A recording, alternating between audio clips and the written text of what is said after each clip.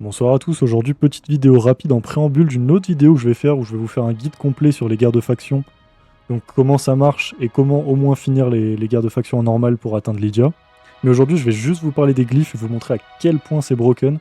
Enfin, je sais que vous êtes beaucoup à skip les guerres de faction, à un peu délaisser ce contenu parce que bah j'avoue que c'est assez compliqué, il faut build plein de personnages, surtout si vous êtes en early mid game, vous avez une petite box, ça prend du temps, ça demande des efforts, c'est pas forcément le plus agréable.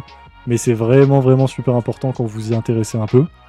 Donc là, typiquement, on va parler des glyphes. Comment vous obtenez les glyphes de manière daily. Donc des fois, vous en obtenez par des events ou des petits dons de Plarium à droite à gauche. Mais overall, pour le farm daily et pour en obtenir de manière régulière, ça sera par les guerres de faction. Comme vous pouvez voir, c'est même important de farmer les petites étapes, car vous allez choper des petites glyphes.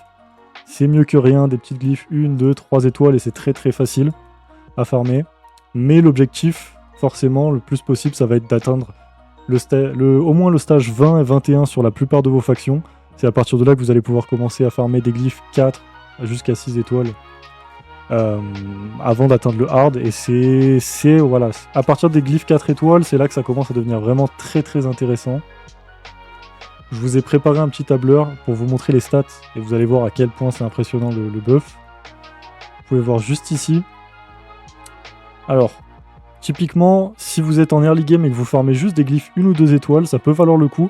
Comme vous pouvez le voir juste ici, si, admettons, vous avez des HP pourcentage sur chacun de vos items en substat, même avec une petite glyphe 1 étoile, vous allez gagner jusqu'à 8 de pourcentage HP. Donc, mine de rien, vous additionnez ça sur la plupart de vos stats, sur tous vos persos.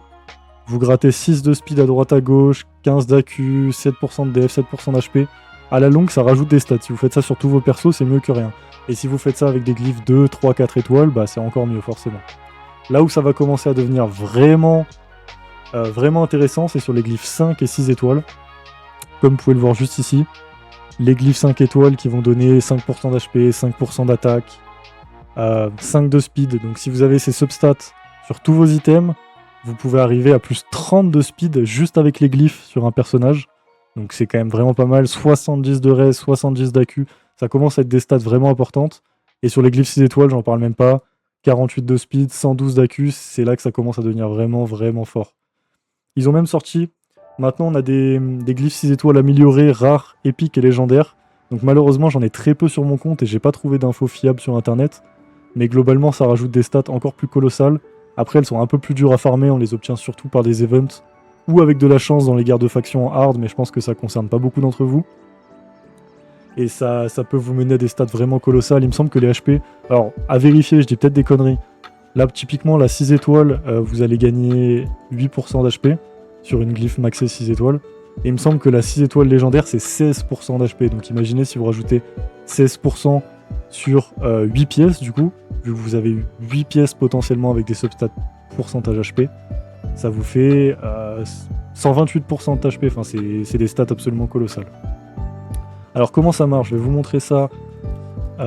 Typiquement, on va prendre un perso au hasard. Comment je gère mes glyphes? On va prendre le Tectéon par exemple. Typiquement, là j'ai des bots 5 étoiles, donc c'est pas l'idéal, mais ça reste des bots qui avaient des stats qui me convenaient. Qu'est-ce que j'ai fait? J'ai rajouté des glyphes 5 étoiles dessus. Vous pouvez voir 5%, 5%, 25%, c'est un bon buff de stats, ça fait plaisir. Là, j'avais des gants 6 étoiles, mais des gants qui sont vraiment trash. Vous voyez, j'ai pas de substat speed, j'ai de l'attaque pourcentage, j'en ai rien à foutre. Enfin bref, c'est des mauvais gants. Donc même si c'est des 6 étoiles, j'ai décidé de pas claquer mes glyphes 6 étoiles qui sont assez rares, mine de rien.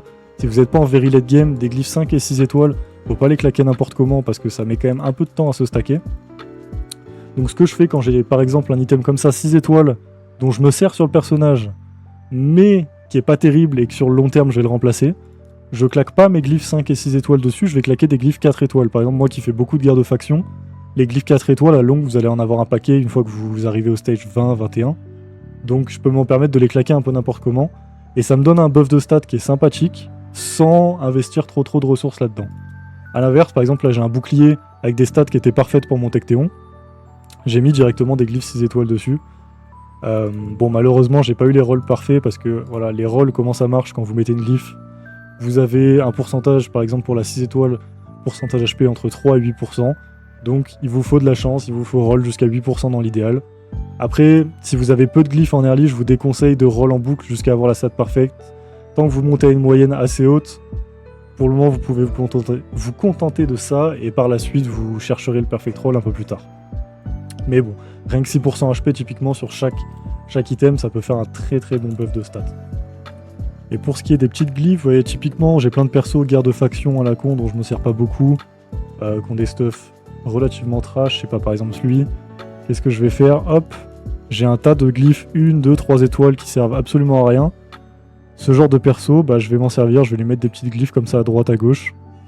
Ça rajoute de stats, c'est mieux que rien. Et c'est avec ce genre de perso que vous allez pouvoir monter votre guerre de faction jusqu'au stage 21. Honnêtement, vous n'avez pas besoin de perso si broken que ça pour arriver jusqu'au stade 21. Maintenant, c'est assez simple. Entre les étoiles rouges, les stats supplémentaires, toutes les stats que vous chopez à droite à gauche, la guerre de faction normale est devenue relativement simple.